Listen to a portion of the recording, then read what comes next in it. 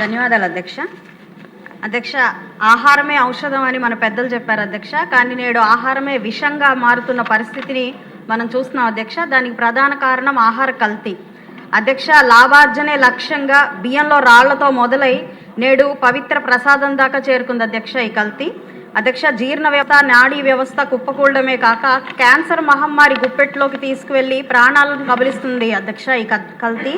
అధ్యక్ష, కల్తీకి పాల్పడిన వారి పట్ల సరైన కఠిన చర్యలు లేకపోవడం, సమర్థవంతమైన తనిఖీ వ్యవస్థ లేకపోవడం వల్ల విచ్చలవిడిగా కల్తీకి పాల్పడుతున్నారు అధ్యక్ష. అధ్యక్ష, 2014-19లో ఫుడ్ సేఫ్టీ ఇండెక్స్ ప్రకారం విభజిత ఆంధ్రప్రదేశ్ 100 పాయింట్లకు 47 పాయింట్లతో 10వ స్థానంలో ఉన్న పరిస్థితి అధ్యక్ష. ఆ పరిస్థితిని గమనించి గౌరవ చంద్రబాబు నాయుడు గారు కల్తీపై ఉక్కుపాదం మోపాలని ముందు సిబ్బంది కొరత తీర్చడం కోసం 2018లో ఒక జీవో పాస్ చేసి సిబ్బంది నియామకం కోసం చేసింది అధ్యక్ష.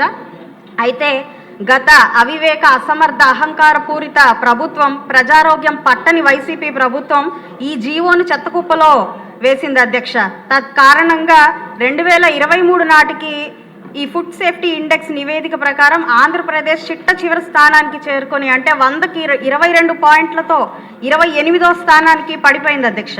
ఇప్పుడు మరలా మన ప్రభుత్వం టెస్టింగ్ ల్యాబ్లు ఏర్పాటు చేసి సిబ్బంది నియామకం కొంత చేసి చిట్ట చివరి స్థానం నుండి పైకి వస్తూ క్యాచింగ్ అప్ స్టేట్గా ఎదగడం హర్షణీయం అధ్యక్ష.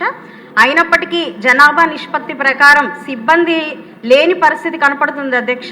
తనిఖీ వ్యవస్థ కూడా పటిష్టం చేయాల్సిన అవసరం ఇంకా ఉంది అధ్యక్ష. విచ్చలవిడి ఆహార విక్రయ కేంద్రాలు మీద దృష్టి సారించాల్సిన అవసరం ఉంది అధ్యక్ష. నియంత్రణ లేక హోటల్స్, చిరుతిళ్ళ బండ్లు వెలుస్తున్నాయి అధ్యక్ష. అధ్యక్ష, FSSAI అగ్మార్కులు ఉన్న సరుకులపై కొంత ప్రజలకు అవగాహన ఉన్నప్పటికీ హోటల్లో తమ ప్లేట్లలో వడ్డించబడే ఈ ఆహారం కంటికింపుగా, ముక్కుకు హాయిగా, పంటికి కమ్మగా ఉంటే చాలు అనుకునే ఆలోచన మారాలి అధ్యక్ష. ఇందుకు అనేక అవగాహన కార్యక్రమాలు చేపట్టాలి అధ్యక్ష.